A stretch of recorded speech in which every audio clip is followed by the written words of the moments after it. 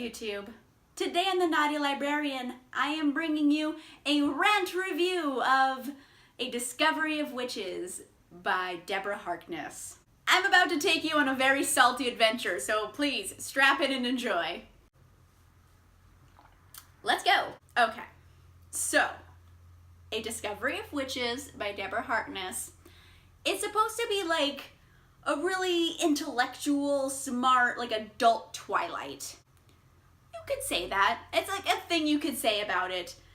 The thing is, like, say what you want about Twilight, but at least those books were exciting to read. Like, this one was so dull. Like, it felt aggressively dull, if that's the thing. Like, it felt like it was so dull that it was doing it to spite you. It's just like, oh, you think this is dull? Hold my beer, like, I'm about to get duller. This is a book about witches and demons and vampires, and there's real magic in it. And the whole story is about a witch and a vampire looking for a book that is in a library. It's a book about looking for another book. For 600 pages. For real, not even joking. And they're like not even looking for a book like in a cool like Indiana Jones kind of way. They're like sitting in a library doing research and looking for a book. And it's like, what am I reading about people studying all day? Like, why? There are witches and demons and vampires. Like, can't something like cool or exciting happen? And it's just like, nope, let's just make some more tea because that's what we do all day.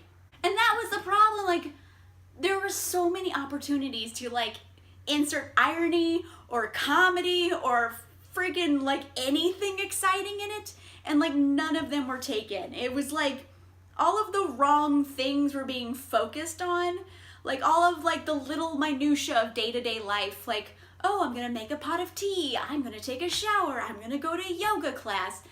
And she would write like entire chapters about those.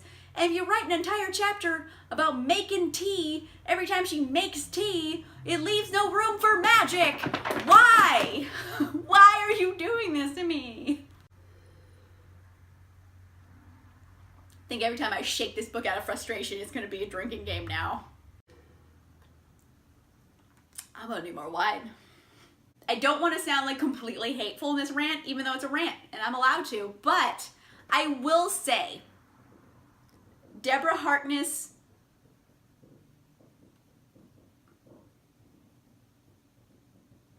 I lost my train of thought because my neighbors have firecrackers and they are shooting them off. I don't know if you can hear it on camera, but I hear like millions of little pops. Anyway. Little firecrackers are done. I don't know what these neighbors are. I think maybe they're frat boys or something, but they're nuts. They have mopeds and firecrackers. Like, they're either 12 or like 19. I can't tell. So what was I talking about? This book. Oh yeah. Deborah Harkness obviously put in her time doing a lot of academic research into this, and like the history of alchemy and a lot of the like witchcraft and like historic witchcraft. She obviously knows her shit. So historical and like fact-wise and like historical fact-wise, it's pretty good that way. I'll say that. This is my good section of this review, is that it's like obviously she knows her shit and she's very smart. However, all of that smart shit does not an exciting book make. So this is kind of a love story. It's a love story between a witch named Diana and a vampire named Matthew. Mind you, Matthew is like 1,500 years old.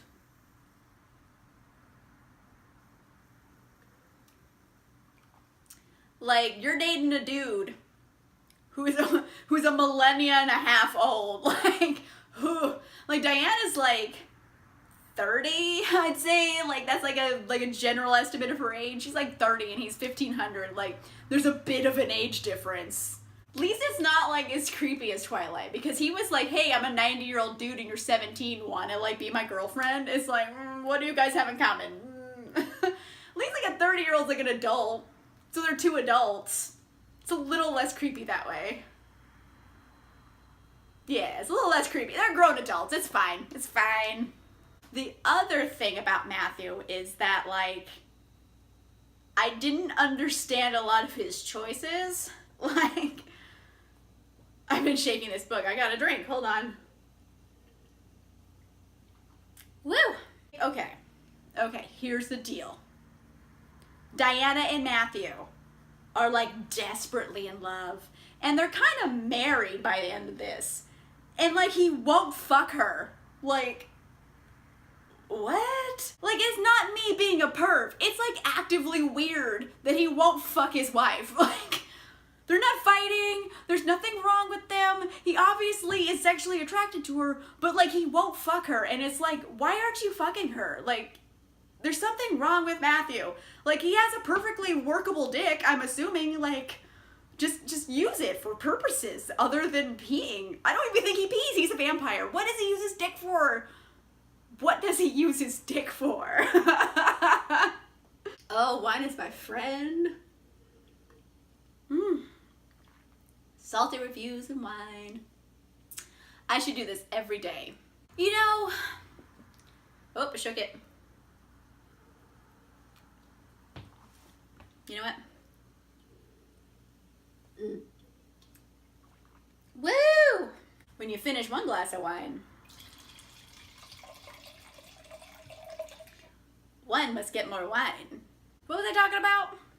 Oh yeah, Matthew won't fuck his wife. Why won't you fuck your wife? Like, it's weird.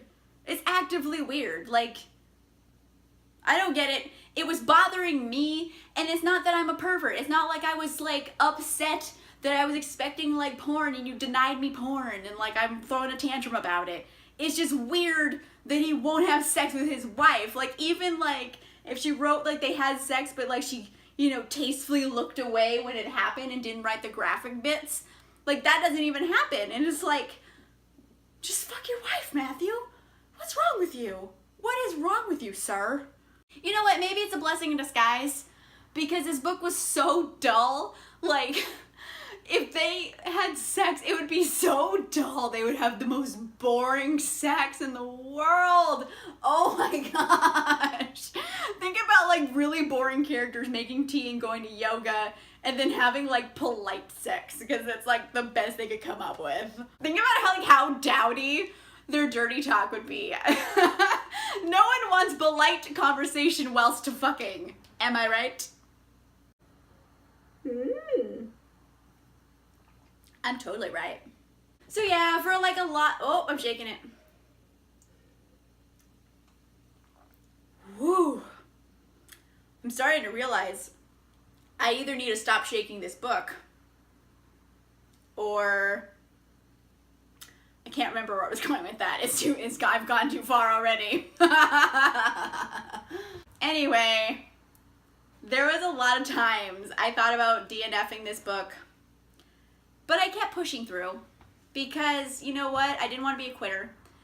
And everyone likes this book a lot. Like on Goodreads, everyone likes it. There's so many 4-star reviews. I think that's the most common review people gave it.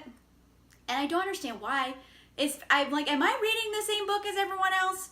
Because I don't feel like I am, because everyone's saying how good it is. And I was like, this bitch made tea like 80 times. And she wrote like at least a paragraph or two every time she made tea. That's a lot of paragraphs about this chick making tea. Like, how much more British could you get?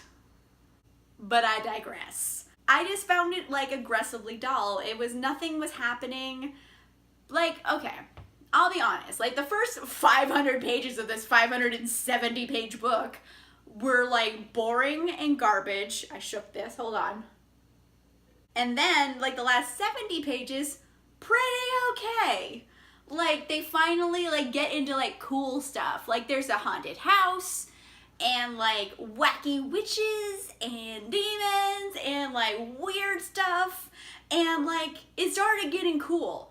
But the problem is it had 500 pages of like aggressively dullness and then like 70 pages of like, oh hey, this would have been a cool book to read. So I am like so bummed out.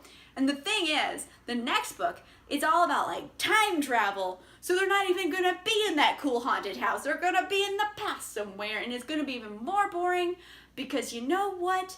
I don't think about Elizabeth, like, what's her name?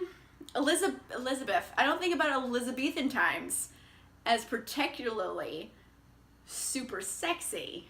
Not that this has to be sexy, but I mean, it's a romance, so I mean, there should be some sexiness.